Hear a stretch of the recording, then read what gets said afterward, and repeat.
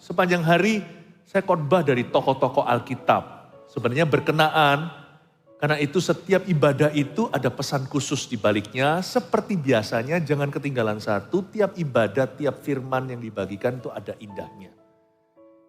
Hari ini pengajaran mendalam atau mendalami tokoh-tokoh ini, banyak gitu yang dibagikan, kayaknya nggak keburu dalam satu kali hari Minggu seperti ini. Tapi demi menghemat waktu, demi memaksimalkan waktu kita bersama, saya langsung ke firman ini. Anda bisa lihat ini, kalau ketinggalan mana nanti tolong dikejar sendiri. Ibadah yang keempat sekarang, mari kita bahas seorang pribadi namanya Yonatan dengan judul Jika Tuhan Tidak Pilih Kita. Mari kita buka sama-sama di 1 Samuel pasal 18, dibuka dulu di sana, nanti kita akan bolak-balik Alkitab.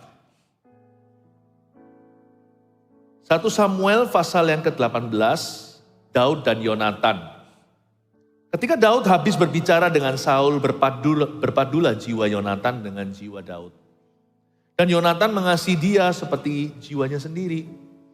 Pada hari itu Saul membawa dia dan tidak membiarkannya pulang ke rumah ayahnya.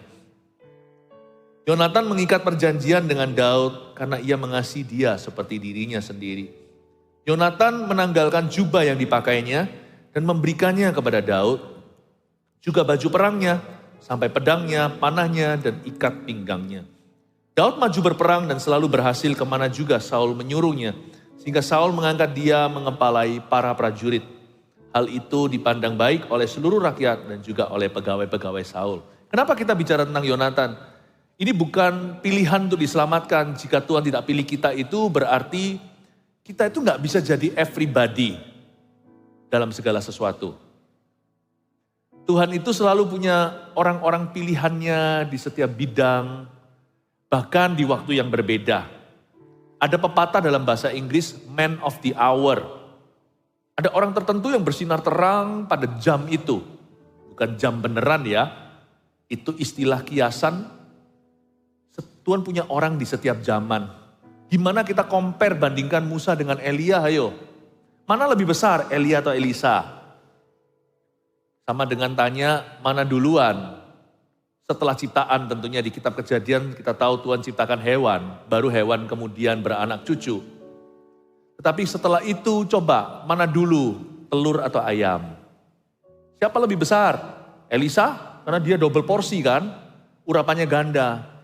Jangan pernah berkata Anda lebih besar dari papa mama. Gak ada papa mama, ayah ibumu, gak ada dirimu hari ini. Very hard to say. Pepatah dalam kata-kata ini term dalam bahasa Inggris sih, oh he's the man of the hour, itu berarti dia lakonnya sekarang.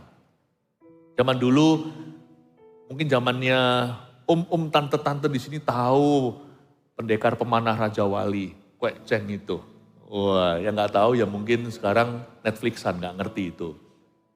Ada juga Yoko. Waktu Andi Lau pertama kali tenar gara-gara itu. Yang Ko I Xiaolong ni ya, kalau gak salah. Yoko itu, di compare juga susah. Masing-masing pendekar menurut mitosnya pada waktu yang berbeda.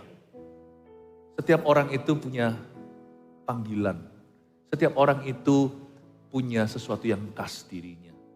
Karena itu dosa iri hati atau cemburu yang berlebihan itu bodoh sekali. Seolah-olah Tuhan itu miskin kasih karunia. Kata man of the hour itu adalah waktu itu orang itu memang lakonnya. Tapi satu hari itu ada 24 jam. Ceritanya gini, kalau dalam satu hari itu Tuhan gak punya satu orang doang. Mungkin di dalam satu bidang Tuhan punya 24 orang yang lain yang berbeda dengan dirimu yang sama-sama bersinar terang. Makanya itu gak boleh egosentrik jadi orang Kristen anak Tuhan. Sekalipun kerajaan Tuhan bukan kerajaan demokrasi, ya kan semuanya serba voting, semua pukul sama rata. Enggak, kerajaan Allah itu kerajaan pilihan. Allah berdaulat memilih siapa saja. Peduli amat kalau kita masuknya mulai bekerja itu pukul 9.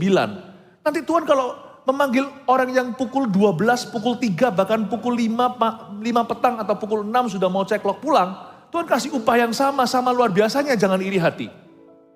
Masalah manusia itu selalu masalah hati. Kita itu seringkali membuat diri sendiri miserable atau tidak happy. Itu bukan karena orang lain buat kita begitu. Kan hati kita sendiri yang picik hati. kita sendiri yang nggak bisa berwawasan besar. Waktu kecil dulu, waktu anak saya masih kecil, namanya anak kecil kan, masing-masing anak kan ada sifat-sifatnya.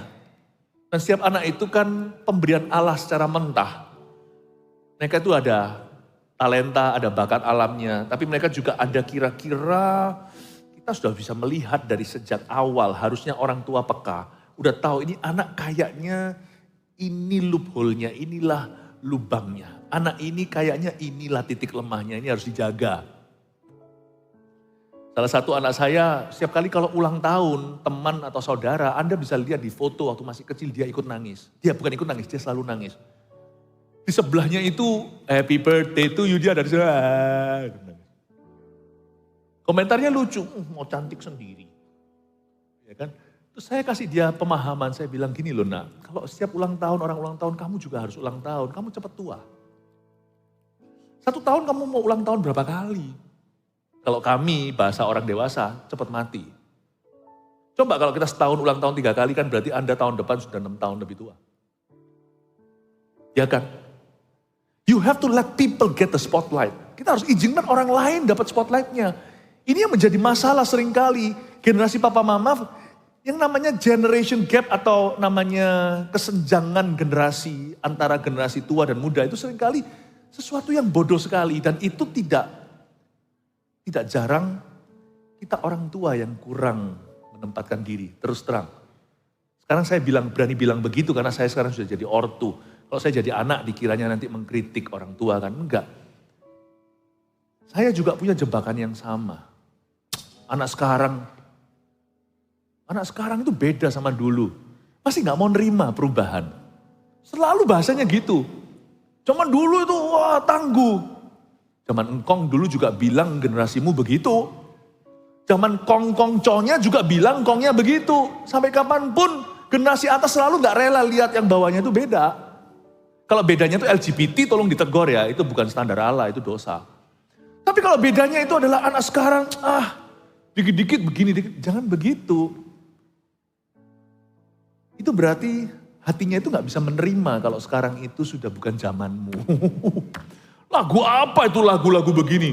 Lagu-lagu zamanku kan. Selamat tinggal Teluk Bayur Permai. Yang bengong berarti belum lahir waktu itu.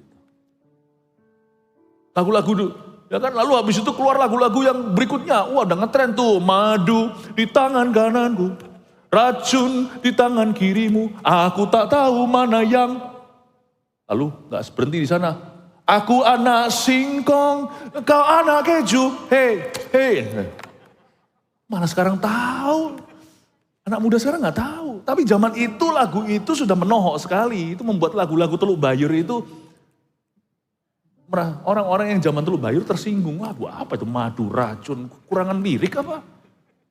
Singkong, anak keju. Sekarang lebih gak ada liriknya seperti mantra.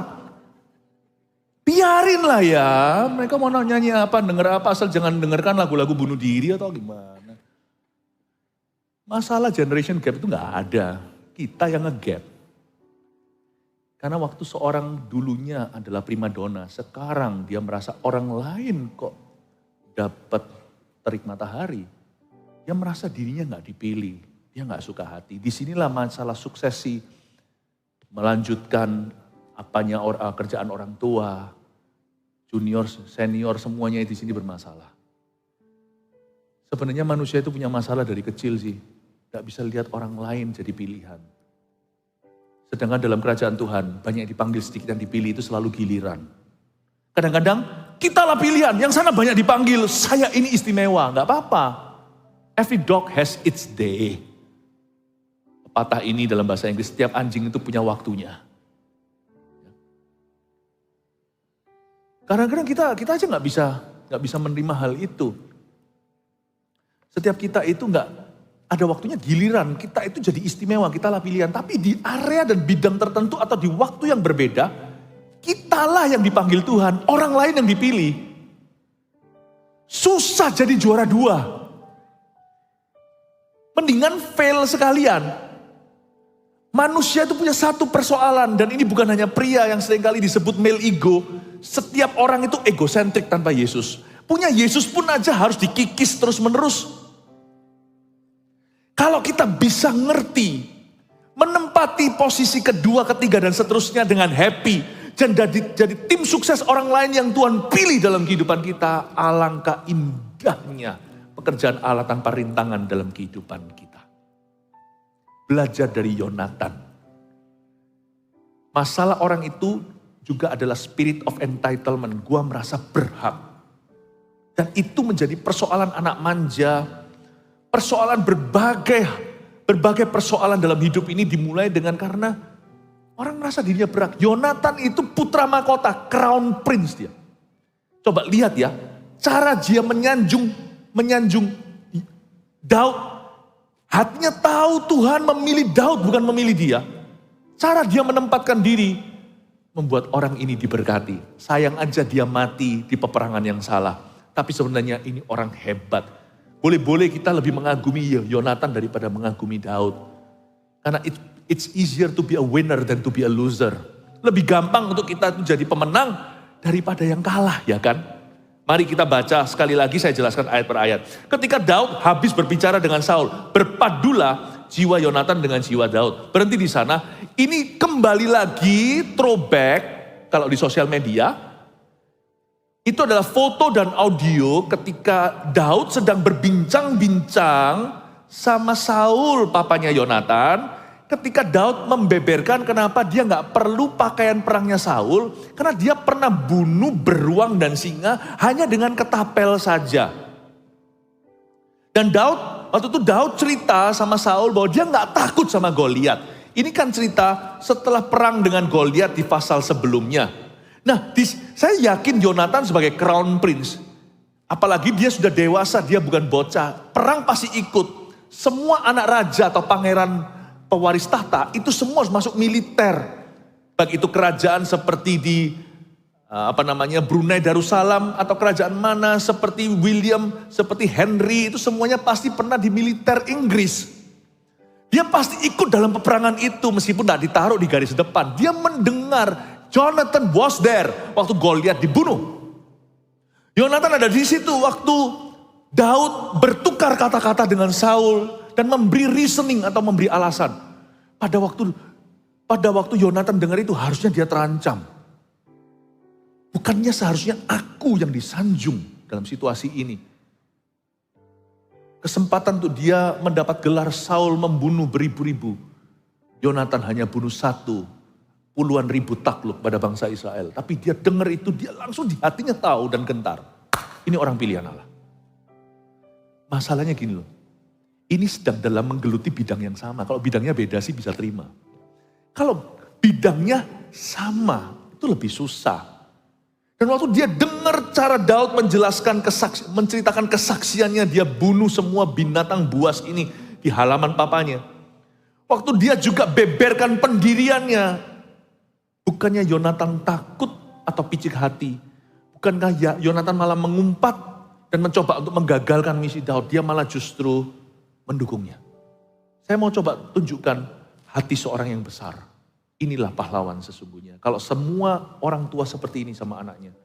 Kalau semua guru seperti ini sama muridnya. Kalau semua kakak rohani atau bapak rohani seperti ini sama anak-anaknya. Atau sama rekannya. Kalau sama anaknya sih bisa karena marganya. Kalau sama rekannya bisa begitu. Maka Mazmur 133 tidak perlu diusahakan. Sungguh alangkah baiknya. Minyak urapan turun dari kepala Harun ke janggutnya turun. Dan di situ Tuhan perintahkan berkat. Saya harap apa yang saya sampaikan ini adalah cikal bakal unity in your family. Cikal bakal kesatuan di dalam pabrikmu, dalam perusahaan, dalam pelayanan, dalam CG-mu. Saya doakan. Ketika Daud habis berbicara dengan Saul, berpadulah jiwa Yonatan dengan jiwa Daud. Ada kata berpadulah jiwa Yonatan dengan jiwa Daud. Ada orang-orang yang kurang bertanggung jawab menafsirkan Alkitab itu menyebut bahwa Daud dan Yonatan itu LGBT. Ngawur apa? Ngawur dong. Gak ada hubungannya. Ini adalah kebudayaan Timur Tengah. Timur Tengah itu seperti itu. Makanya orang Amerika juga gak bisa nyaman di Prancis. Di Prancis cowok sama cowok cipika-cipiki. Bukan LGBT. Di Amerika berani cipika-cipiki. Dijauhin. Salaman dengan gagah perkasa, hey how are you? Lain, agak sedikit ke timur tengah, ke timur dan ke tengah. Sudah tidak ke barat lagi, semakin cipika-cipiki. Padahal mereka itu orang-orang gagah perkasa. Ini tidak ada hubungannya sama LGBT. Kata berpadulah jiwa Yonatan dengan jiwa Daud itu bicara tentang dukungan, hubungan saling mendukung yang terjadi saat itu. Sebenarnya Daud sama Yonatan itu gak bisa cocok. Karena orang yang tipenya sama lebih gak gampang cocok. Paham maksud saya? Contohnya, pengusaha tertentu dengan pengusaha tertentu sama bidangnya. Kelihatannya bisa salam-salaman, haha hihihi haha. Gak tentu saling suka. Sama-sama restorannya. Contohnya. Apalagi kalau jualnya sama, pecel sama pecel gitu. Sama-sama pendeta juga gak tentu loh. Bilioner sama bilioner itu kelihatannya mungkin bisa ketemu gitu. Misalnya kalau kita lihat di karpet merah itu gak tentu suka. Sama-sama superstar juga gak tentu suka. Di dalam dunia bisnis entertainment Hollywood misalkan. Tapi ini Daud sama Yonatan sama-sama tentaranya. Sama-sama bidangnya. Kok bisa ya? Saya tanya sama Tuhan, Lord, how to have such a relationship? Saya nggak tentukan hari ini relationship-nya apa, Anda tentukan sendiri. Saya sedang menjelaskan covenant-nya. Hubungan perjanjian itu kayak apa? Meskipun hubungan perjanjian itu nggak bisa satu sisi ya. Maksudnya hubungan perjanjian itu seingin kita punya hubungan perjanjian dengan semua orang nggak tentu bisa. Paulus memperingatkan sekaligus menasihati. Jikalau itu tergantung padamu, if it is up to you, hiduplah damai dengan semua orang. Berarti kan kalau tergantung sama kita, gak tentu semua tergantung sama kita. Kadang-kadang juga tergantung sama orang lain. Daud sama Saul juga gak bisa melekat. Bukan karena Daud tidak mau merapat, tapi karena Saul tidak menginginkan. Jadi kita harus tahu secara realistik bahwa tidak semua hubungan akan langgeng di hidup kita. Tapi kita punya tanggung jawab untuk selalu bercermin sama firman. Selalu kita harus berkaca sama Roh Kudus. Udah itu aja, sisanya biar Tuhan yang menentukan. Tetapi ada sesuatu yang kita bisa patroni dan pelajari. Bagaimana kita bisa bangun hubungan perjanjian dengan orang-orang yang Tuhan utus dan taruh di hidup kita. Baik itu hubungan keluarga, pelayanan, hubungan kerjaan, kongsian, atau hubungan orang-orang yang sama bidangnya atau yang lain. Pokoknya kalau kita melihat ada orang yang dipakai Tuhan, kita harus bangga. Sekalipun bukan kita. Kalau ada orang yang ulang tahun, ikutlah tepuk tangan, ikutlah tertawa. Ya kan, kalau di foto mungkin anyong, apa? Annyeonghaseyo, sarangeo. Ya sarangeo mboh. Saya ngomong sama anak saya waktu itu, gak apa-apa loh. Tapi setelah saya ngomong itu mempan, saya bilang, gitu ya Dad, waktu masih kecil. Oh oke. Kamu kalau ulang tahun terus, nanti 10 tahun lagi kamu kakek, kamu nenek. Oh gak mau, oke. Habis itu setiap kali ada happy birthday to you, dia nyanyi paling keras. Happy birthday to you. Saya berhasil mengikis roh Kain dari hatinya. Makanya anak-anak diberkati. Kadang-kadang kita orang tua itu gak perlu pakai cara macam-macam sih. Apalagi pakai cara pukul. Minta hikmat Tuhan. Ada satu karunia dari 9 karunia yang dijelaskan di Korintus dalam surat Paulus. Kata-kata hikmat. Itu bukan orang pintar khotbah. You just know how to stop the devil in your sons and your daughters life. Kita tahu aja caranya gimana kita pites namanya setan di dalam hati dan jiwa mereka. Saya bersyukur kok bisa dapat hikmat begitu. Saya ulang gak tentu. Buktinya saya ngomong sama anak orang lain yang begitu juga gak mempan. Itu memang khusus karunia untuk keluarga saya waktu itu. Mintalah sama Tuhan karunia itu. Anda kalau lihat suatu iri hati, kalau Anda lihat anak masih kecil gitu, dia ambil esnya, pada sama-sama beli es ya. Ini habis, ini masih pelan-pelan. Kan ada anak 2 macam, ada anak yang kelihatan es. Tapi ada anak yang beda sekali talentanya. Yang gini itu nanti suatu hari bisa jadi pemimpin perusahaan yang berani ambil risiko. Yang satunya ini, jadi kotak gitu loh. Ya kan? Kamu gitu mungkin ya, anak kecil yang ketawa. Sedangkan ini sudah habis. Dia lihat saudaranya masih belum habis. Marah. Anda jangan anggap itu lucu. Beli es lagi. Jangan. Itu kesempatan, teachable moment. Duduk sama dia dan berkata, tadi sama-sama. Makanya lain kali Kalau kamu dibeliin es, kamu gak mau orang lain habis dulu, kamu nikmati pelan-pelan. Lihat ini semua banyak yang sini cemot-cemot semuanya, banyak yang jatuh. Kamu harus bisa eman-eman, bisa sayang sama barang. Mama gak belikan lagi bukan berarti gak sayang. Karena nanti ya, kalau kamu makan es ini banyak-banyak, perutmu sakit, nanti gigimu ompong gimana. Ya udah dilapin. Ya ini kan lucu ya anak kecil. Kalau gede lain loh. Kontok-kontokan perusahaan. Lain, gak lucu kalau sudah besar. Udah gak lucu. Karena itu waktu kecil jangan kau anggap lucu. Harus bisa lihat itu kain. Kain in action. Kainnya belum jadi celana. Belum jadi jas. Ini dulu cuma kain gulungan. Anda sudah harus bisa melihat. Ini bahaya. Iri hati akan membuat rohani orang kerdil. Gak peduli dia mau puasa, kayak mau dengar firman yang paling bagus, gak peduli apapun, gak akan bisa. Mau masuk ke bangunan rohaninya, Petrus bayang-bayang menyembuhkan juga percuma. Iri hati adalah dosa kedua yang paling tua di dunia. Dosa pertama mengingini alias curiga. Senjingping. Mau dimakan tuh buahnya. Saking rakusnya itu kalau perlu sama dia dikrikit-krikit sekalian pohonnya. Dosa kedua, dosa Kain kan. Gak ada transisi loh. Dosa Kain ini adalah long haul flight. Kelihatannya itu simple sekali. Perginya cuma di sebuah airport kecil. Terbang sekali langsung lintas benua. Sebab antara iri dan membunuh tidak ada transit. Kain iri langsung bunuh. Apakah seserius itu, Pastor Philip? Anak saya berarti pembunuh? Belum. Embrio. Kalau Anda lihat ular bludak, masih kecil gitu, tiba-tiba lucu ya. Jangan lucu sekarang, sebentar aja dia tumbuh jadi ular kobra. Itu sama, si kecil itu ya ini, sama. Oh, difoto lagi kayak gitu, ya sudah. Terus nanti mau kasih caption apa? Pastor Philip ngapain begini itu? Dijelasin dong seluruh duduk ceritanya, nanti orang salah paham saya khotbah apa. Pas gini difoto, aduh bahaya nih.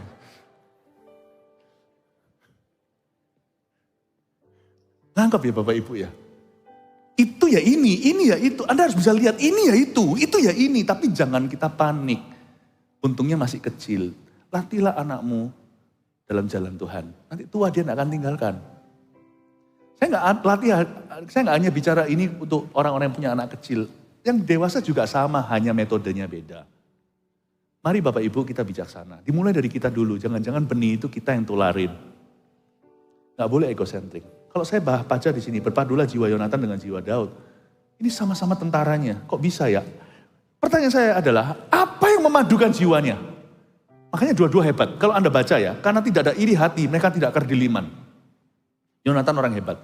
Anda baca, orang ini adalah pemanah jitu, dan dia single-handedly, ada orang berkata, nggak boleh one man show, ini dia, one man show. One man war namanya. Satu orang hajar seluruh Filistin gempa bumi bahkan. Sampai gempa bumi perangnya dia. Sampai menimbulkan bencana alam. Hebatnya. Daud jangan ditanya. Goliat pertama-tama ambruk. Lalu setelahnya Filistin satu persatu dia kuliti. Di mana tidak ada iri hati, di situ ada kebesaran hati. Di mana ada kebesaran hati, di situ ada kebesaran Tuhan.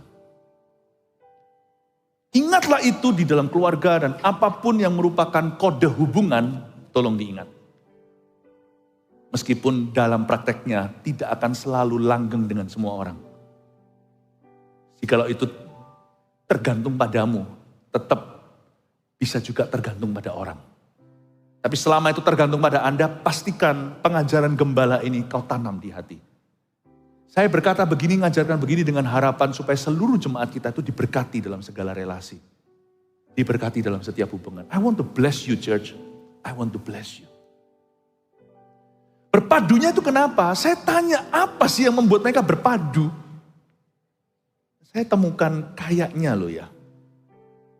Kayaknya paduan mereka itu adalah common ground-nya di mana? Cinta mereka akan Tuhan. Kasih menutupi segala macam kelemahan.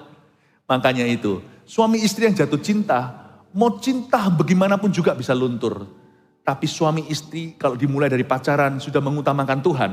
Nanti pada waktu dia menikah, ada Tuhan. Tuhanlah pihak ketiga yang legal.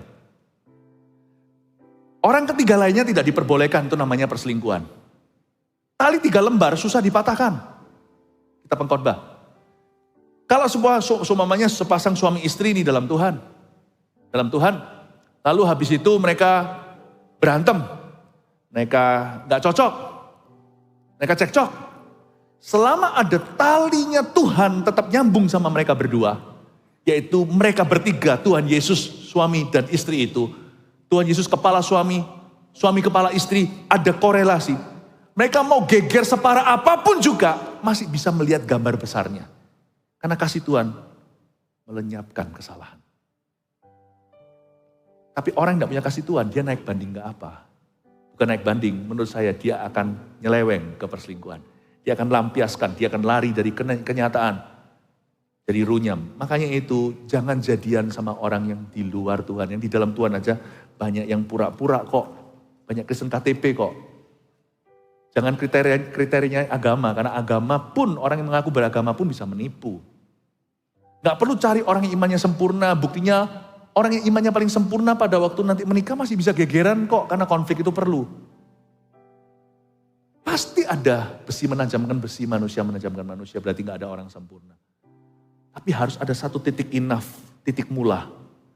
Kalau di negeri kita aja, di setiap provinsi ada UMR-nya, ada titik rendah. Anda dan saya harus punya titik rendah. Yaitu iman dan kedewasaan yang cukup untuk seorang mengikatkan tali matrimoni. Yonatan dan Daud berpadu. Di sini ada hubungan dengan Kristus yang membuat mereka itu bisa saling menerima kelemahan. Bahkan tidak punya ambisi pribadi, tapi untuk bisa saling mendukung satu sama lainnya itu adalah kedewasaan rohani. Yonatan itu dewasa rohaninya, tidak seperti Saul. Daud itu dewasa rohaninya. Kalau Anda baca di ayat-ayat sebelumnya, pasal-pasal sebelumnya ketika Yonatan mau perang, mengadakan one man war itu, dia punya hubungan dengan Tuhan kelihatan. Orang yang punya hubungan dengan Tuhan, makanya itu fondasi segala hubungan dalam hidup kita. Hubungan kerja, kayak pernikahan, rumah tangga, teman, pelayanan, selalu fondasinya adalah hubungan dengan Tuhan. Hubungan dengan Tuhan masalah, ini hubungan masalah semua. Lihat ya, hubungan dengan Tuhan masalah, ini mulai menipu sesama. Hubungan dengan Tuhan masalah, lihat ini ya, mulai geger gak keruan. Udah gak bisa saling ngampuni, gak bisa lihat gambar besar. Karena kasih lah yang membuat kita melihat pihak ketiga tadi. Tali kasihnya Yesus itu lebih besar daripada tali cintanya suami istri. Ketika suami istri korsleting pun tidak bisa ketemu. Disitulah mereka masih tetap bisa berpadu dalam kasih Kristus. Gak berani ngawur kan? Karena Yesus akan jewer telinga sang suami kalau sang suaminya kepahitan. Yesus akan jewer telinga sang istri kalau sang istri yaitu putrinya sendiri, yaitu putrinya Tuhan. Kalau dia gak bisa mengampuni. Kemanakah aku dapat pergi menjauhi rohmu Tuhan? Makanya itu aplikasinya gini. Kalau Anda melihat pasangan Anda itu mau sungguh-sungguh sama Tuhan, jangan jadi setan. Tuhan, nanti lihat ya. Kalau Tuhan, dia gak ke Tuhan, nanti kan hantu. Jangan dihalangi. Lain cerita kalau dia gak tertib, maunya pelayanan gak kerja. Loh, apalagi kalau laki-laki, jangan, ya betul ada waktunya berkata jangan pelayanan, tapi kamu harus terlebih dahulu hidupi keluargamu. Tapi kalau hidupi keluarga itu berarti aku dapatkan semua kebun binatang untuk kendaraan, ya kan? Jaguar ada, kucing ada, Mercy ada, semuanya itu lain cerita. Itu permintaannya bukan lagi sesuap nasi, tapi sepiring berlian. Karena itu gak ada batasnya. Tapi selama masuk akal itu menjadi berada di dalam taraf ketertiban di dalam kehidupan Anda. I think kalau memang dia terus Tuhan tapi tidak mau berbuat sesuatu, saya rasa kalau Anda tidak kerja jangan makan. Doa tidak akan membuatmu makan. Doa tidak menumbuhkan gereja ini. Persiapan. Melakukan semua ini. Latihan. PowerPoint semuanya ini. Melakukan pelayanan sampai sedetil-detilnya. Work hard. You don't work hard, don't eat. Don't eat. Amin Bapak Ibu Saudara. Berpadulah jiwanya. Dan Yonatan mengasihi dia seperti dirinya sendiri. Karena kasih mereka kepada Tuhan lebih gede daripada perbedaan mereka. Sebenarnya Yonatan sama Daud agak beda. Yonatan itu tako. Yonatan itu kakak besar. Yonatan itu adalah putra mahkota, berarti dia si sulung, paling tidak si sulung laki-laki.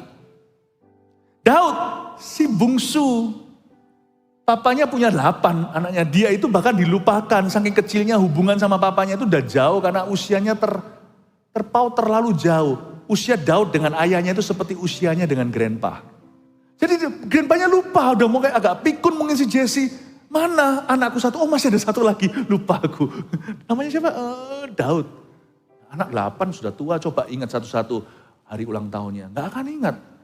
Bahkan ada juga orang tua yang bisa lupa loh nama anaknya.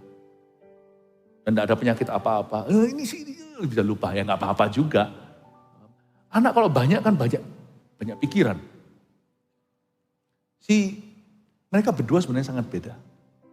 Jadi saya yakin tantangan mereka itu double. Satu, profesi sama, bisa jadi saingan. Dua, ada kepribadian beda. Anak sulung dan anak bungsu itu beda banget. Beda sekali sifatnya. Sangat beda. Makanya itu, mereka kok bisa berpadu itu heran. Daud sama Yonatan, menurut saya mereka punya kasih sama Tuhan lebih gede daripada perbedaan mereka. Itulah satu-satunya membuat pernikahan juga langgeng, hubungan pelayanan juga langgeng. Kalau kita bisa melihat kasih Tuhan lebih besar itu mempersatukan kita, maka perbedaan bisa ditanggulangi. Sama-sama we can work on it. Kita bisa kerjakan bersama-sama. Amin Bapak Ibu. Yonatan mengikat perjanjian dengan Daud ayat 3 karena ia mengasihi dia seperti dirinya sendiri. Yonatan menanggalkan jubah yang dipakainya dan memberikannya kepada Daud juga baju perangnya sampai pedangnya, panahnya dan ikat pinggangnya. Tunggu dulu. Yonatan nggak tahu sih kalau waktu itu seorang Nabi Samuel pergi ke rumah Daud karena kan tidak di broadcast, kan nggak viral. Daud waktu itu mungkin koko-kokonya juga nggak suka kan kejadian itu. Mereka tunggu kiranya mereka yang dipilih, malah adiknya yang buncit sendiri. Kok buncit apa? Buncit itu kan perut. Yang bungsu, yang butut, ya. Yang terakhir itu yang malah justru dipilih kan mereka nggak enak hati. Saya yakin hari itu semua koko-koko Daud nggak ada satupun yang masukkan ke Instagram. Papanya juga nggak ngerti gimana itu Instagram, Facebook nggak ada, dia nggak tahu gimana, apalagi TikTokan. Jadi apa yang terjadi di halaman belakang Daud itu tak ada seorang pun tahu, Yonatan pun tidak tahu. Berarti Yonatan ini peka, dalam dirinya ada semacam radar tahu bahwa ini orang pilihan Tuhan. When God chooses someone and not you, you akan tahu. Kita akan tahu. Saul aja tahu, ini orang akan jadi orang luar biasa. Tapi Yonatan responnya beda dengan sang papa. Yonatan menanggalkan jubah yang dipakainya. Tahukah jubah apa itu? Jubah pangeran. Tahu nggak? Pangeran tidak boleh pakai jubah sembarangan. Misalnya film-film raja dulu, film-film kungfu aja. Mereka pakai baju warna apa biasanya? Kuning atau ungu itu nggak boleh sembarang rakyat jelata pakai. Bisa dihukum itu.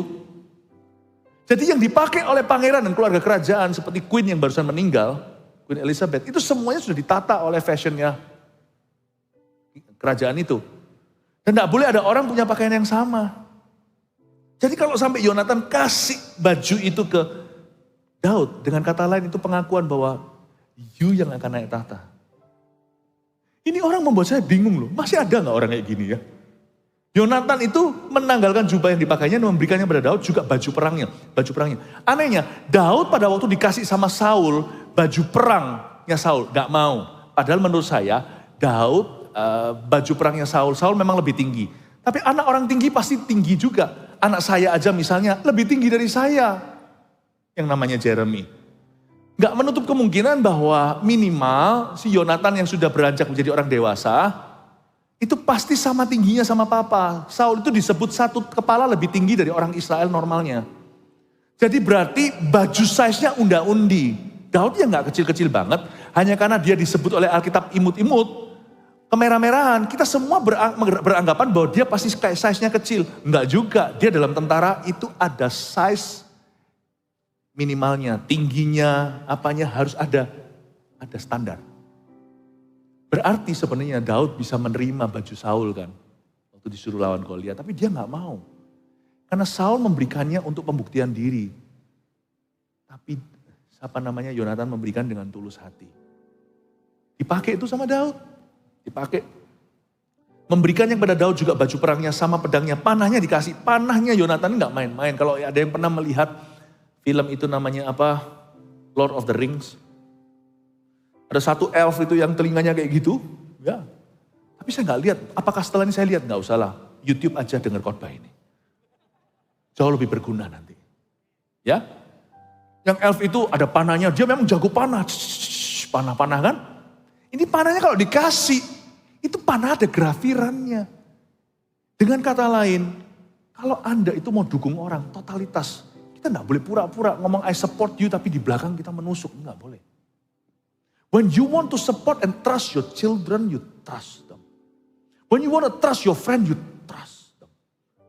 Trust always comes at great risk. Mempercaya itu selalu besar resikonya.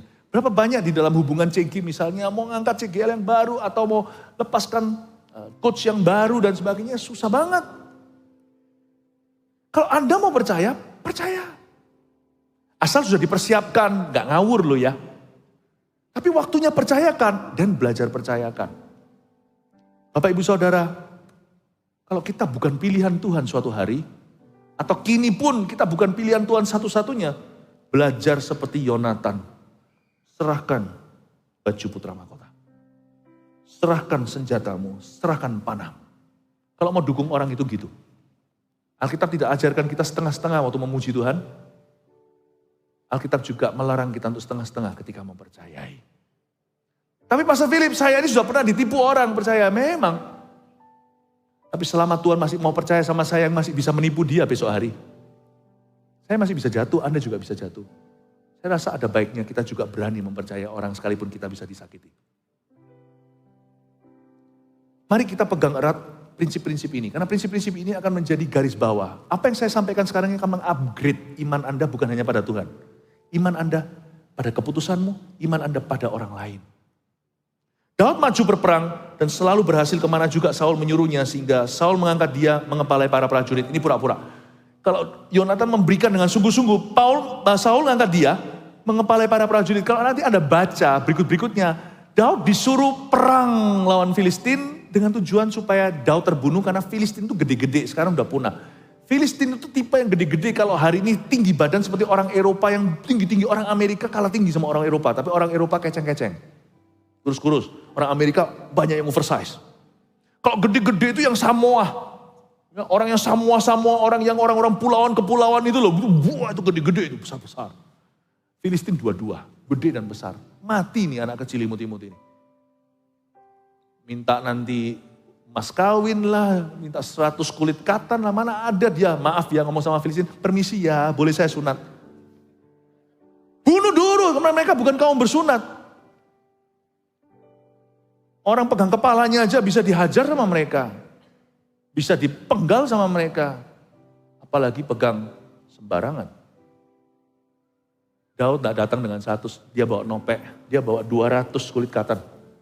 Saul tahu ini orang dipakai Tuhan. Saul sudah tahu, bukan aku, orang ini dipilih sama Tuhan. Saul mengangkat dia mengepalai para prajurit, tapi nggak tulus hati, beda sama Yonatan. Saya ajarkan dalam hubungan kita harus tulus.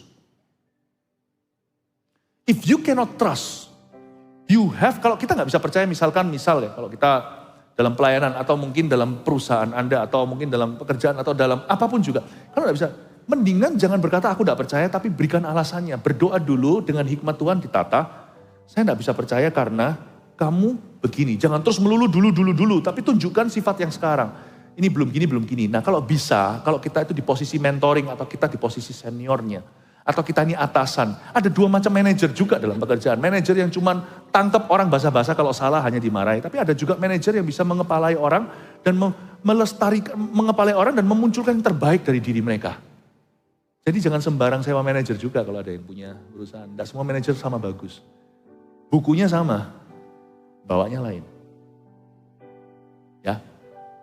Kok bahasanya tinggi ya manajer segalanya, tugas pekerjaan saya loh biasa, cuman saya buka gini. Ya tetap sama aja, setiap orang itu manajer. Saran saya adalah Anda tuntun dan beritahu, oke, kalau gitu saya akan berikan percaya pelan-pelan, saya mulai lepaskan token kepercayaan. Tapi tolong ya, yang poin nomor 1 ini saya minta ada perubahan. Nomor 2, jadi ada tolak ukurnya orang itu berubah. Kalau ada tolak ukur orang itu berubah, ada channel untuk orang itu bisa membuktikan bahwa dia bisa. Dan malah terpacu. Jangan setelah itu, dan yang mana papa percaya kamu mungkin bisa. Nah, itu ayah yang membangkitkan amarah di hati anaknya. Dan itu dilarang di dalam surat Paulus di Efesus. Tetapi kita berkata, oke, Papa bantu. Kalau kamu nggak tahu know how atau how to-nya ajarin. Sama dengan orang yang baru di bidangmu, jangan dihajar. Ini saingan. No, kalau orang itu berbuah, Anda harus semakin dukung. Saya ajari kita untuk smart dengan orang. Ada orang, banyak orang berkata gini, kita itu harus apa ya? Kita tuh harus street smart. Itu kan selalu didengungkan kan. Kalau kita itu orang Indonesia itu pinter. Orang-orang bangsa lain misalnya itu kaku-kaku. Kalau orang Indo itu pinter-pinter. Street smartnya tuh begini. Enggak. Gak ada yang namanya musik itu bisa saya masuk mana aja langsung dia nyocokkan. Itu musisinya yang mencocokkan kuncinya. Kalau tempat lain itu mereka bisa panik semuanya. Orang Indonesia itu main dengan hearing. Dengan telinga. Orang Indonesia itu bisa. Lihat ya, apa-apa gak bisa di Indonesia. Semua bisa diatur.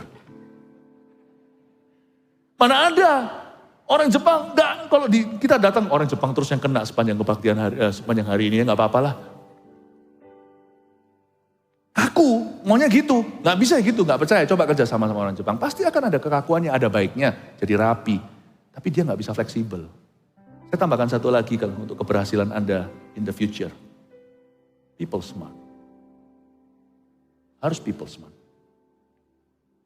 Saya berdoa. Apa yang saya sampaikan ini bukan ABC atau MSc satunya. Yang saya sampaikan ini perkembangan-perkembangan. Jauh melampaui sekedar tumpang tangan, pertobatan, baptisan, keselamatan. Saya harap ini akan berguna ya. I really hope it will be useful untuk Anda. Hal itu dipandang baik oleh seluruh rakyat dan juga oleh pegawai Saul. Kelihatan sekali ujian kita sesungguhnya adalah ketika lihat orang lain dipakai lebih dari kita. Atau diberkati lebih dari kita. Saul menjadi seorang sour loser, menjadi seorang pecundang di hatinya. Tetapi pegawai-pegawai Saul pada mulanya sebelum kena kamir atau dikamiri oleh Saul. Mereka sebenarnya bangga dan happy Daud itu dipilih. Nantinya mereka ikut mau membunuhnya. Itu karena Anda kalau bergaul lama-lama dengan gosiper, Anda pun akan pahit. Apalagi gosiper-gosiper itu menempati tempat-tempat duduk yang sah dalam hidupmu. Makanya itu orang tua misalnya papa mama jangan biasa kasih gosip ke anak-anaknya. Anda sedang menciptakan makhluk kepahitan. Dan kalau Anda memimpin satu troops atau satu tentara, bukan tentara beneran, maksudnya satu kelompok orang yang janganlah Anda juga cekokin orang itu dengan gosip. Sebab suatu hari nanti, you yang digosipin sama mereka. Sebab siapapun menciptakan makhluk kepahitan, itu akan kembali bumerang ke Anda sendiri. Saya pernah sekali melayani satu orang hamba Tuhan itu datang ke saya. Lucunya adalah, dia berkata begini, tolong layani. Kenapa? Saya itu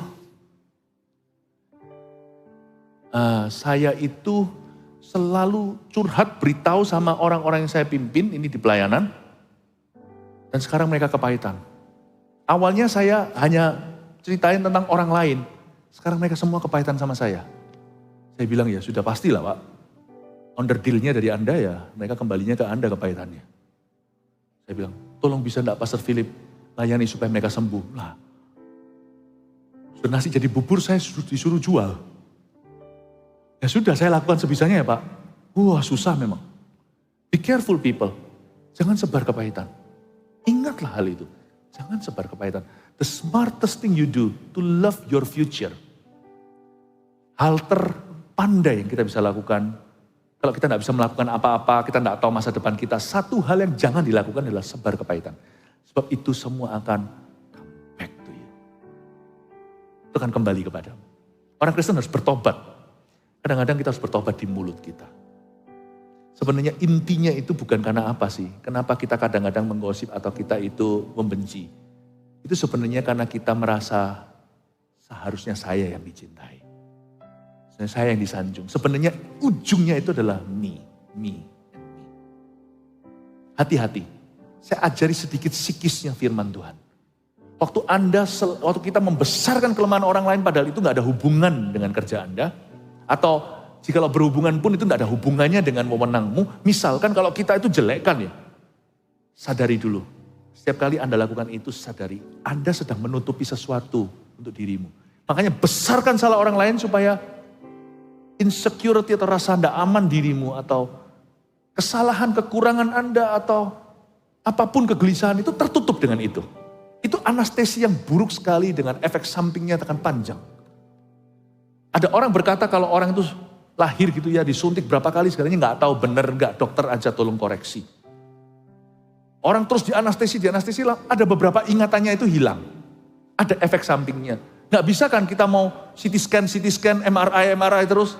Nggak bisa kan, itu ada efeknya. Radiasi juga nggak bagus katanya. Tolong koreksi saya dokter, kalau memang saya kurang tepat. Tapi intisarinya adalah, saudara tahu nggak? Pada waktu kita lakukan itu tentang orang lain, itu efeknya nggak baik untuk kita.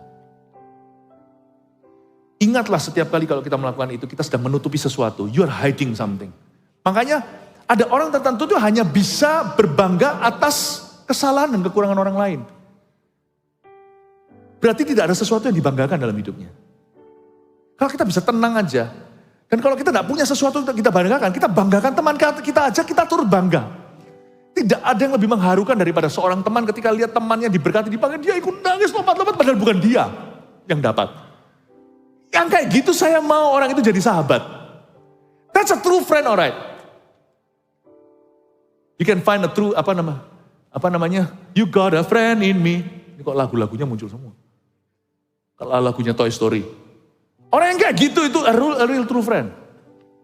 Jangan jadi a fake friend. Orang Kristen itu banyak jadi batu sandungan kita ini karena kita tuh fake friend. Itu teman palsu. Kalau Anda menjalin hubungan, hargai setiap hubungan itu seperti Daud menghargai Yonatan dan sebaliknya.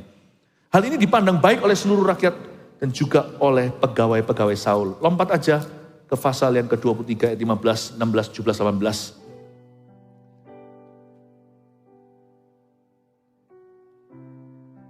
Ya, udah dapat ya? Ayat 15, Daud takut karena Saul telah keluar dengan maksud mencabut nyawanya. Langsung ke episode sekian ketika Daud jadi buronan. Ketika Daud ada di padang gurun Sif di Koresah, maka bersiaplah Yonatan anak Saul lalu pergi kepada Daud di Koresah. Ia menguatkan kepercayaan Daud kepada Allah. Ini yang gak fake friend. Bagaimana kita tahu kalau seseorang itu sahabat sejati orang lain adalah gak tentu lamanya mereka kenalan ya. Daud sama Yonatan gak lama kenalan. Friendship dalam Tuhan itu diikat dengan satu kodah, kesungguhan hati. Sungguhan hati. Saya berdoa juga hubungan setiap CG, supaya tidak menjadi slogan. CG di tempat kita itu bukan hanya CG fun. Kita bukan fair weather friends atau teman di masa senang, tapi kita juga teman di masa susah. Saya berdoa di dalam setiap CG kita benar-benar seperti keluarga. Apa yang saya sampaikan ini juga bentuk penggembalaan karena hampir 100% daripada gereja kita, jemaat kita itu semuanya sudah beranggotakan CG atau kelompok sel. Saya berdoa supaya ini memurnikan hubungan kita, membuat kita makin sungguh-sungguh. Tapi tetap saya berikan awas-awas kalau di dalam CG juga tidak boleh saling meminjamkan uang, ada bank. Jangan jadikan tempat untuk pinjam-pinjaman, no ya. Dan apalagi kalau gak ada sih, tapi kalau atasannya, malah justru kalau atasan itu akan melayani. Gak mungkin. Kalau Anda mau lihat atasan asli atau palsu itu gini. Atasan yang memanipulasi, mengatasnamakan Tuhan untuk memakai sesuatu, memakai jasanya untuk mendapatkan agendanya, menurut saya itu bukan atasan. Jadi hati-hati ya, di CG gak boleh ada gitu-gituan. Tapi di sini Yonatan ketika Daud lagi lemah, ini Daud lagi terintimidasi, dia ketakutan sekali, sebentar lagi depresi. Daud dalam bahaya. Tahukah Daud dulu itu melayani dengan kecapi, dan setan yang ada pada Saul, setan depresi itu lari. Anda harus tahu familiar spirit. Waktu Anda kuat, Anda melayani itu, kalau Anda lemah, itu akan melawan Anda. Itu dalam kamus orang Kristen yang melayani namanya serangan balik. Tapi gak apa-apa. Mendingan kita berguna daripada orang yang diam aja, diam-diam gila. Tapi hidup ini memang peperangan rohani, makanya itu menurut saya satu jalan saja kalau kita itu mau berkembang, yaitu maju. Dan Daud, waktu ini sudah dalam bahaya. Menurut saya kalau Daud tidak bisa menguasai dirinya bentar lagi, roh yang ada pada Saul itu bisa aja hinggap pada Daud. Tapi untung ada Yonatan, seorang teman to the rescue, ada orang yang bisa menolong dia. Ia menguatkan kepercayaan Daud kepada Allah itu dalam bahasa Inggrisnya, Jonathan strengthened David's hand in God. Lain ya, bukan hanya menguatkan hatinya. Seperti dia udah lemes ini diangkat. Ayo angkat tangan. Enggak, kamu pasti bisa. Kamu pasti jadi. Luar biasa loh orang ini. Kalau kita mau jadi berkat buat orang itu, jadilah berkat ketika orang itu paling membutuhkan. Bukan ketika kau mau. Makanya itu orang-orang yang mau dipanggil Tuhan untuk melayani, dia berkata nanti aku belum ready. Itu orang yang tidak punya hati pelayanan, tidak punya hati melayani, hati hamba. Sebab waktu you ready, tidak tentu orang itu masih ada, mungkin sudah mati. Saya melayani itu bukan berdasar saya ready, tidak. Kecuali kalau saya masih ada isu-isu yang belum saya selesaikan. Misalnya kalau ada orang di sini yang masih punya simpanan, bukan istrinya, ya nggak boleh lah ya. Pelayanan itu harus dikira-kira, kalau ada orang didisiplin itu bukan hukuman, tapi disimpan. Tetapi kalau orang itu nggak ada alasan lain kecuali feelingnya dan semua hal yang dia ada yang bisa jadi benar, bisa jadi salah. Kalau saya ditanya mau nggak jadi memimpin, mau nggak mulai melayani segalanya, nggak mau, saya belum siap segalanya. Dia lihat feelingnya, dia nggak lihat kebutuhan orang. Coba yang pernah jadi mama, waktu anaknya masih kecil, kalau ada suster yang turut menjaga, anak bangun di jam 3. Makanya banyak yang datang di Indonesia masih mendingan, saling membantu, gotong royongnya ada. Kalau di luar negeri itu matanya itu langsung semuanya ada kantongnya ke kerja. Mana bisa anaknya nanti ya waktu papa ready, nggak ready lah, papanya capek, mamanya capek, kok jam 3, jam 2 bangun, ya bangun disusuin.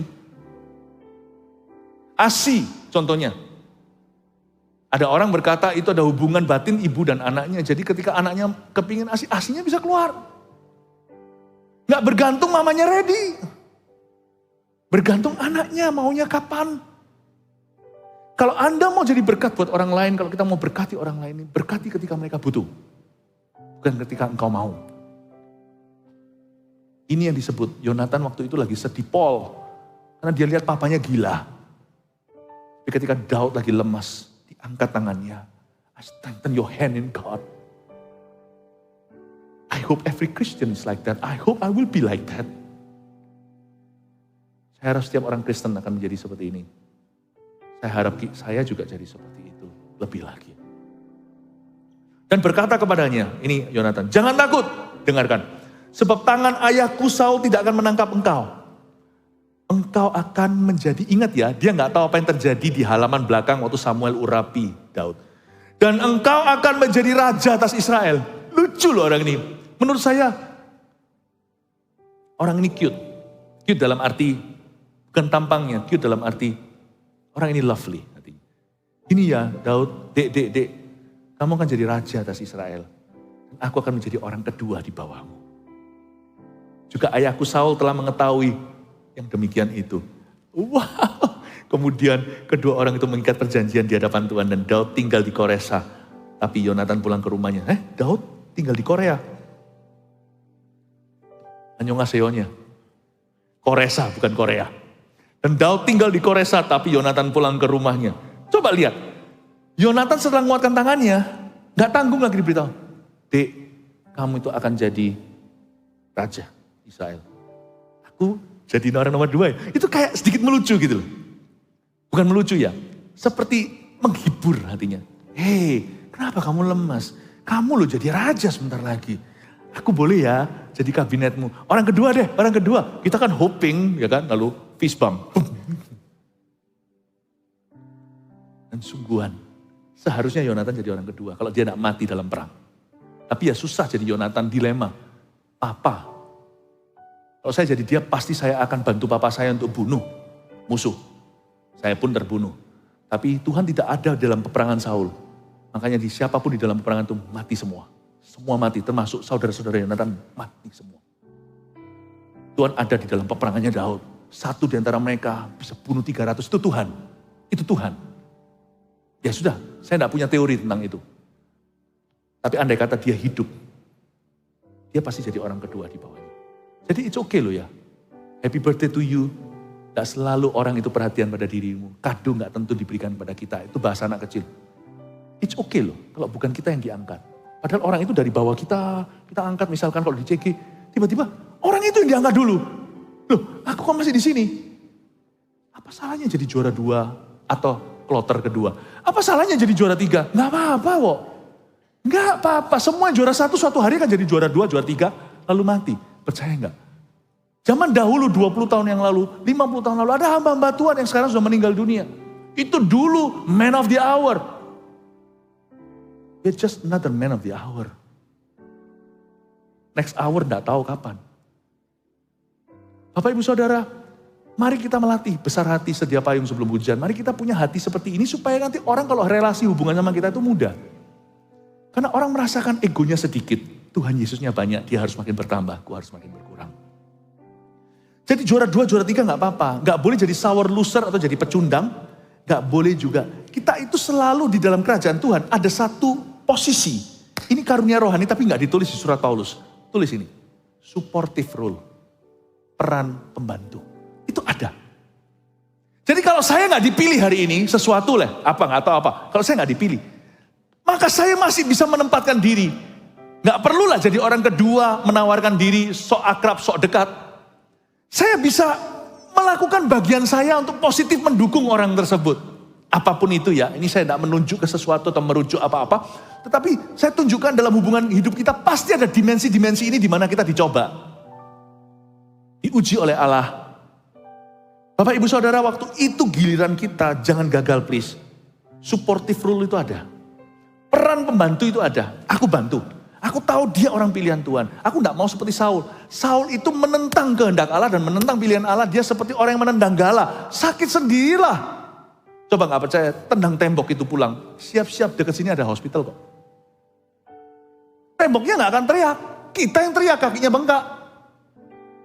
Kalau Tuhan pilih sesuatu atau Tuhan sedang bekerja sesuatu di dalam hidupmu dan itu bukan dirimu yang dipilih. Anda cuma dipanggil around, surround, berada di sekeliling orang-orang tersebut. Dukung, supportive role-nya jalankan. Jalankan. Ini juga akan mematahkan banyak sekali stigma dalam gereja. Orang-orang yang datang itu ingin naik ke atas panggung, ingin begini dalam pelayanan ya. Pelayanan yang publik ministry seperti ini. Gak perlu. Gak semua orang yang dipilih dengan cara yang sama. Tapi ketika giliran kita yang tidak dipilih, kita dipanggil di samping atau di sekeliling, orang-orang yang dipilih Tuhan, dukung, supportive role, peran pembantunya itu jalankan, tim suksesnya. Meskipun gak tentu jadi orang kedua, ketiga, cuman memberi hawa positif, ayo kita dukung hal itu dari Tuhan. Itu akan mendatangkan berkat, sebab saya tunjukkan berkatnya Yonatan. Ingat ya pepatah ini, dengan ini saya selesai. Ayat 18 kita baca dulu. Kemudian kedua orang itu mengikat perjanjian di hadapan Tuhan. Ada sebuah covenant. Coba katakan covenant. Katakan perjanjian. Hubungan perjanjian itu bunyinya begini. Ketika kita menyadari dalam roh kita. Ada pilihan Tuhan. Itu enggak bicara tentang orang atau kejadian. Ada sebuah pemilihan Allah yang terjadi. Upah Nabi. Barang siapa memberi secangkir kepada Nabi. Dia tidak akan pulang tanpa membawa upah Nabi. Upah Nabi itu ada. Kita bukan nabinya. Upah Nabi itu ada. Tapi ini hati-hati ya, saya tidak mengajarkan ini jadi kultus individu, nanti orang tertentu yang jadi sekte gitu, enggak. Atau di dalam kerjaan yang diktator, bukan ya. Tadi di ibadah sebelumnya itu ada balancernya, spuring balancingnya saya jalankan. Di kebaktian sebelumnya nanti Anda harus dengarkan, saya ajarkan gimana kita speak up. Kita berbicara ketika kita tidak setuju, itu ada caranya. Hikmat-hikmat Allah itu ada. Nanti dibaca, didengar sendiri. Tapi intinya adalah upah Nabi itu ada. Yang namanya extended blessing itu ada. Ada berkat-berkat tentunya Tuhan tidak berikan main atau secara khusus kepada orang itu. Atau Tuhan berikan secara khusus kepada orang tertentu. Tetapi ada orang-orang sekelilingnya yang mendukung itu. Orang-orang itu terciprat berkat. Orang-orang itu yang mengalami extended blessing. Atau seperti yang Rabu kemarin saya ajarkan di saat teduh. Berkat susulan. Ada. Saya temukan dalam cerita-cerita perjanjian Tuhan dengan manusia dan antara orang dengan orang pilihan Allah, saya melihat bahwa ada yang namanya extended blessing. Nah, biasanya orang yang bisa bahagia untuk sukses orang, misalnya orang itu nanti akan mungkin juga tanpa dia sadari dia akan diangkat Tuhan. Meskipun secara nggak langsung loh ya. Ada orang berhasil, oh gitu aja gaya, gimana. Lihat orang itu semakin busuk seperti pakaian yang usang. Hatinya semakin jelek, semakin hitam.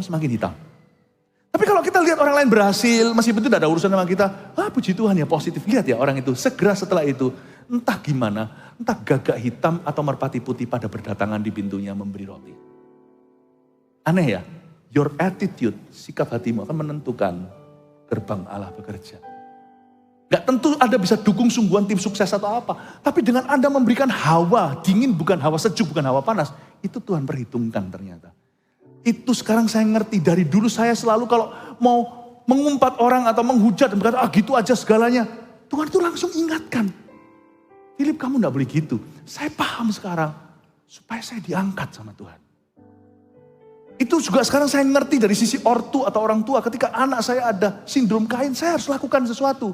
Karena kalau saya tidak lakukan sesuatu berarti saya sepakat bahwa anak ini tidak boleh diangkat.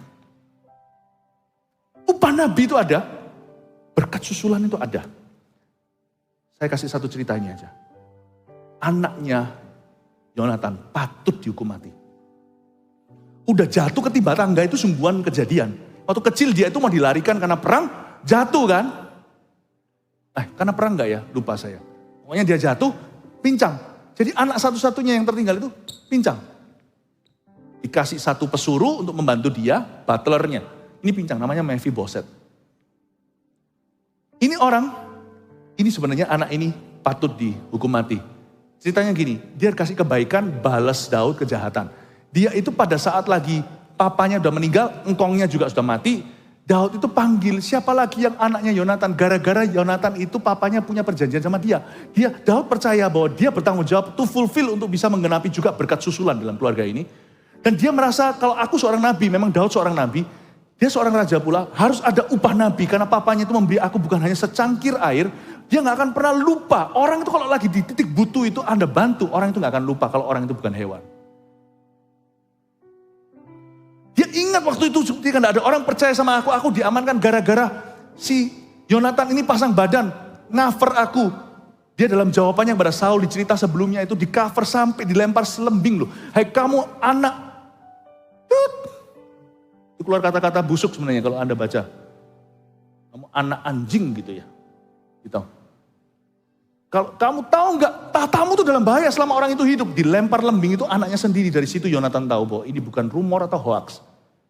Apanya sungguhan mau bunuh Daud. Dan dia yakin sekarang. Dia yang tolong Daud. Daud masa akan lupa. Dikasih jubahnya, dia pasang badan, cover. Bukannya jelek-jelekkan, dia cover. Di cover. Makanya Tuhan berkenan. Jangan-jangan kalau orang tersebut, Yonatan mungkin pikir gini, kalau itu orang disertai Tuhan, kalau aku lawan dia, aku lawan Tuhan. Hati-hati ya, ini bisa disalahgunakan ya. Aku dari Tuhan. Diuji dulu. Tetapi kalau orang itu sekalipun dia pilihan Tuhan, kalau dia bukan, tapi kalau dia dukung itu upah nabi. Kalau kita dukung itu kita dukung Tuhan. Luar biasa enggak? Dan pada waktu dilempar lembing, masa dia lupa? Dia bilang, mana ada anaknya? Dipanggillah Mephibosheth, disuruh makan semeja sama raja. Seumur hidup pada raja paling gak suka orang cacat. Dia makan semeja sama the king, the greatest king. Nantinya, waktu Daud ngalami sedikit geronjalan, bukan sedikit besar dengan Absalom, waktu terusir keluar, Mephibosheth itu kelihatan warna aslinya. Ikut-ikut seperti bangga, terkutuklah si Daud ini gara-gara pak gini lah papanya. Nanti setelah berbalik lagi, dia cegek kan, dia keceleh. Loh, ternyata Daudnya dikira mati, ternyata bangkit lagi, ternyata kalah semua musuhnya. Dia datang minta maaf, terjadilah sengketa dengan hambanya. Yang satu ngomong A, satu ngomong B. Daud bisa ngerti lah, nanti lain kali saya buka ceritanya. Dia ceritalah, aku gak ada keledai lah, mana ada gak ada keledai. Itu ceritanya hambanya dengan ceritanya Mephibosheth lebih masuk akal yang hambanya. Mereka sengketa, Daud kasih masing-masing, kamu dapat ini, bye-bye, go. Itu kalau Daud gak karena lihat Yonatan, mati itu Mephibosheth. Simei mati, Yoab mati. Tahu nggak? Your covenant with God today, dat hubungan yang baik dan benar, may save your children someday. Dan menyelamatkan anakmu suatu hari.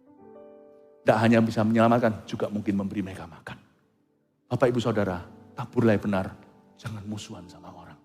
Gak perlu musuhan pun, tetap dapat musuh. Apalagi orang yang profesional musuhan, musuhannya akan tuayan nanti. Amin Bapak Ibu Saudara. Mari saya ajak kita semuanya bukan hanya bawa hubungan kita dengan Tuhan.